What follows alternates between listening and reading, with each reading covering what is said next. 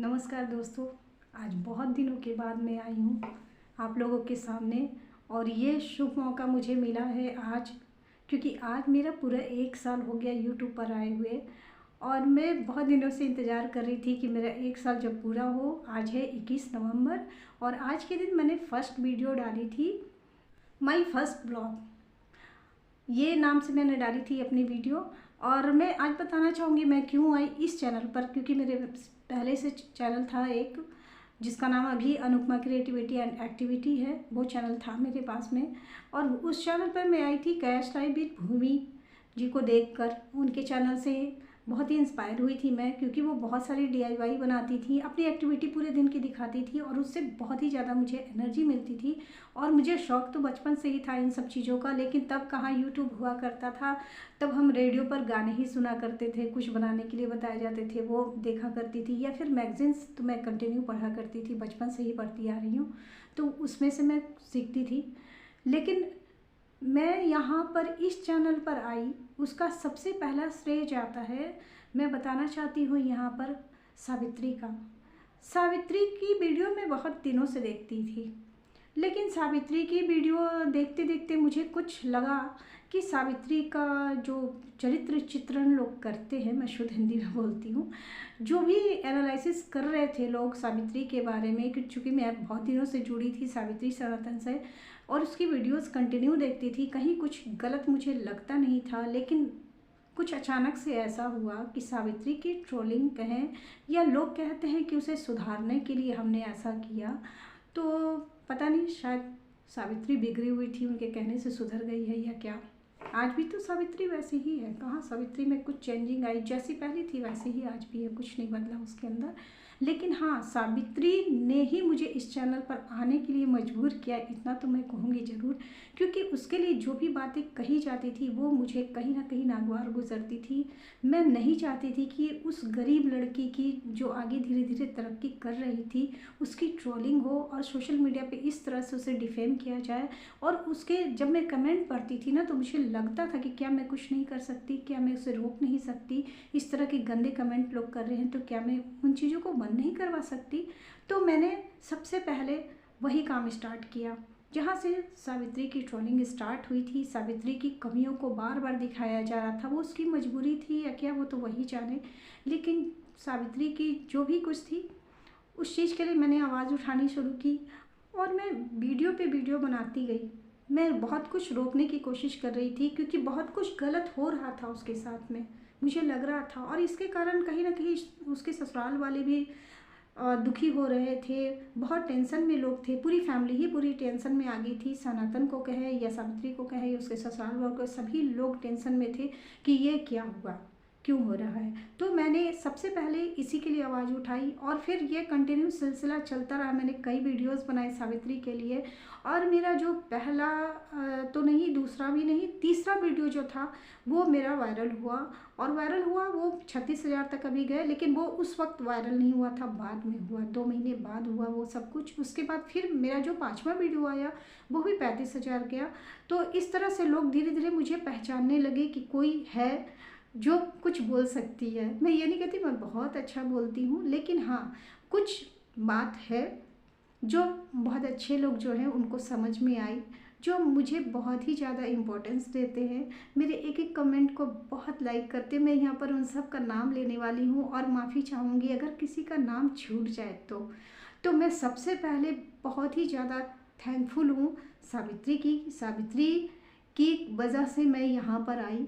दूसरी वजह सब जानते हैं वो कौन है, नाम नहीं लूँगी, मैंने टैग कर रखा है। और उनकी आज की जो स्थिति है और कल जो उन्होंने मेरे साथ किया था सबको पता है। सावित्री गलत थी माना, वो बच्ची थी, छोटी थी, वो गलत थी, क्या मैं भी गलत थी, हम सब गलत थे। क्या हमारी उम्र गलती करने की है कि हमारी उम्र से लोगों को तजुर्बा लेना चाहिए कि आप फैमिली में कैसे रह सकते हो, क्या कर सकते हो। हमारे जो एक्सपीरियंस है उनको शेयर हम अगर करते हैं तो उन्हें समझना चाहिए कि हमने आपसे ज़्यादा ज़िंदगी जी है और दुख सुख ज़्यादा देखे हैं। लोगों के बीच में कैसे रहना चाहिए, क्या करना चाहिए, आप जिस समाज में रहते हैं उस समाज के हिसाब से रहना चाहिए। तो ये सारी चीज़ें अगर हम बताते हैं तो उसके लिए हमारा मजाक नहीं उड़ना चाहिए। कुछ लोगों ने कहा था आप तो बूढ़ी हो गई हैं, आपको घंटी लेकर बजानी चाहिए, मंदिरों में बैठना चाहिए, भजन कीर्तन करना, बहुत कुछ कहा गया, बहुत गंदे गंदे अपशब्द भी बोले गए। मुझे दोबारा मैं दोहराना नहीं चाहती हूँ उन शब्दों को, और कहीं ना कहीं मैं यहीं से डिमोटिवेट होती चली गई। स्टार्टिंग में तो मुझे सब कुछ ठीक ठाक लग रहा था कि मेरे व्यूज़ आ रहे हैं, सब कुछ है, लेकिन जैसे जैसे लोग अपनी हद से बाहर जाने लगे, मुझे बोलने के लिए शब्दों का चुनाव जो करने लगे, वो मुझे बहुत ही नाक बार गुजरता था, बहुत गंदा लगता था मुझे कि क्यों लोग इस तरह की बातें बोल रहे हैं मेरे लिए, मैंने ऐसा क्या किया है। लेकिन जब मैंने देखा कि उनकी आदत है वो सबको बोलते हैं, तो फिर भी मुझे फिर नहीं लगा कि मैं रिएक्शन में रहूं। हालांकि मैं यहाँ पर एक हेल्दी रिएक्शन देने ही आई थी, मैं अच्छा कुछ बताना चाहती थी, लेकिन ट्रोलिंग नहीं करना चाहती थी किसी की भी, ना करती हूँ मैं, आज तक नहीं मैंने किया है, लेकिन दुखी बहुत हुई हूँ।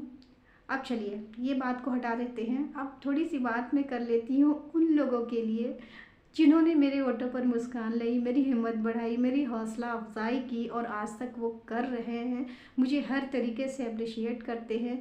और वो है, फर्स्ट में बोलूँगी सबसे पहले, मेरी एक बार थोड़ी सी कन्फ्यूज़न हो गई थी सुमन दी के कारण, सुमन दी, और वो भी बीच में जो हैं उन्हीं के कारण, उन्हीं के कहने पे कुछ वीडियो बनी थी, या शायद उन्होंने अपनी मर्ज़ी से बनाई हो, जो भी है। तो थोड़ा सा डिस्प्यूट हमारे बीच हुआ, लेकिन उसके बाद जो रिलेशन हमारा बना आज तक निभा, और बहुत अच्छा हेल्दी रिलेशन बन गया।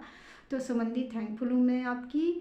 दूसरी हमारी एस्ट्रोयाना जी हैं, वो कहाँ से मिली, कैसे मिली, मुझे कुछ नहीं पता, लेकिन आज उनके साथ जो रिश्ता बना है हमारा, बिल्कुल बिना देखे बिना जाने जो रिश्ता बन गया है, वो बहुत ही सुहाना। मैं चाहती हूँ कि हमेशा हमेशा हमारे ये रिश्ता, जब तक मैं ज़िंदा रहूँ ना, हमारा एस्ट्रोयाना के साथ में वो रिश्ता बना रहे। वो मुझे बड़ी दीदी मानती हैं, मैंने उनको नहीं देखा, फिर भी एक अजीब सा लगाव है। उसके बाद मुझे मिली रीतिमा जी, रीतिमा मेरी बहन ही बन गई, बस हम रोज़ बातें करते हैं, रोज़ बातें करते हैं, अपने दुख सुख अच्छे बुरे जो भी है बातें हम रोज़ करते हैं। और उनसे मतलब ऐसा नहीं लगता है कि हम यूट्यूब से मिले हैं, जैसे लगता है बरसों पुराना हमारी दोस्ती है। बहुत कुछ है, बहुत कुछ हम लोगों ने शेयर भी किया, बहुत अच्छी हैं वो, और बहुत ही अच्छी लगती हैं, छोटी बहन जैसी लगती है। मैं उन्हें डांट भी देती हूँ, उन्हें समझाती भी हूँ, प्यार भी करती हूँ, सब कुछ है। और एक हमारी ओम दी थी, और अभी भी हैं ओम दी, जब तक कभी कभार उनका भी फ़ोन आ जाया करता, उन्होंने बहुत सपोर्ट किया है। मतलब पहले भी वो रिएक्शन वाले में भी करती थी, और आज जब मैं गाने वगैरह डालती हूँ तो भी बहुत ही सपोर्ट करती हैं वो, हर वीडियोज़ को मेरे देखती हैं। और साथ ही प्रीति सिंह जी हैं, जिनका कमेंट लगातार मुझे आता है, मैं नहीं जानती वो कहाँ है, कहाँ, शायद वो पंजाब में रहती हैं। और हैं मंजू सैनी जी हैं, और कुछ लोग के नाम मैं शायद भूल रही हूँ, शालू दी हैं, और पूनम जी भी हैं, रजनी जी भी हैं, भारती राजपूत भी हैं। ये सारे लोग ना, रामना शेरनी है, शायद उन्होंने चैनल का नाम चेंज कर दिया, क्योंकि मैंने भी सर्च किया तो मुझे मिला नहीं। तो ये लोग जितने भी हैं ना, मतलब मैं उनका नाम ले सकती हूँ। और कुछ लोग ऐसे भी हैं जिनका मैं नाम नहीं जानती, फिर भी वो सारे लोग मुझे सपोर्ट करते हैं। और इस बीच में एक कुछ जो भी घटनाएं कुछ दिन पहले, जो 8-9 महीने पहले जो हुई थी, उस बीच में संध्या जुड़ी थी मुझसे। पहलियान तो खैर बाद में आई थी, लेकिन संध्या जुड़ी थी उस वक्त। संध्या को भी कन्फ्यूज़न था। आज मैं समझती हूँ कि वो सारी कन्फ्यूज़न उसकी भी दूर हो गई होगी। वो समझ गई हो कि आंटी बुरी नहीं थी, आंटी को बुरा साबित किया जा रहा था, इसलिए मैंने उसे भी टैग किया है। अच्छी है, वो भी अच्छी है। थोड़ा सा मैंने सबको कहा, और अपनी वीडियो में लगातार मैं कहती थी तुम सब भटक रहे हो, किसी भी चीज़ को इतनी ज़्यादा अहमियत नहीं दो कि किसी की ज़िंदगी पर बनाए। और आज मैं फिर से वही बात कहती हूँ, कोई हमारा दुश्मन नहीं है, वो अलका हो चाहे कोई भी हो, कोई हमारा दुश्मन नहीं है। हम सभी यहाँ काम करने आए हैं, तो किसी की भी ट्रोलिंग इतनी हद तक मत करो कि उसकी लाइफ पर बनाए। और मैं जहाँ इस बारे में मैं कुछ भी कहना नहीं चाहती, क्योंकि कोई रिएक्शन मेरे इस पर आ नहीं रहे हैं, कुछ भी नहीं आ रहा है मेरा, लेकिन मैं इतना ज़रूर कहूँगी कि कोई भी हो, वो अलका करे या अलका के लिए किया जाए, कोई भी ऐसा काम मत करो कि किसी की ज़िंदगी पर बनाए। मैं सबसे रिक्वेस्ट करती हूँ एक बार फिर से, पहले भी मैंने ऐसा किया था और फिर से मैं कहती हूँ, मैं किसी भी अभी जो भी चल रहा है उसका मैं कोई हिस्सा नहीं बन रही हूँ। ये तो मैं खुशी खुशी अपनी वीडियो बना रही हूँ और 1 साल मेरे पूरे हुए, इसका सेलिब्रेट कर रही हूँ एक तरह से समझिए आप लोगों के साथ में, क्योंकि मेरे पास मेरा अपना तो कोई अभी फ़िलहाल है नहीं, मेरे बेटे के सिवा कोई नहीं है। तो जो भी है बस आप लोग हैं और यूट्यूब से जुड़ी हुई, तो बस यूट्यूब को ही मैं सब कुछ समझती हूँ और बहुत ही एक अनजाना सा रिश्ता बन गया है। बहुत अच्छा लगता है जब मैं देखती हूँ कि मेरे वीडियोस पर कुछ ही 1 ही 2 कमेंट आते हैं, पर मुझे अच्छा लगता है। व्यूज़ भी अच्छे खासा जो भी है गाने पे जा रहे हैं, लेकिन टाइम कवर नहीं हो रहा है।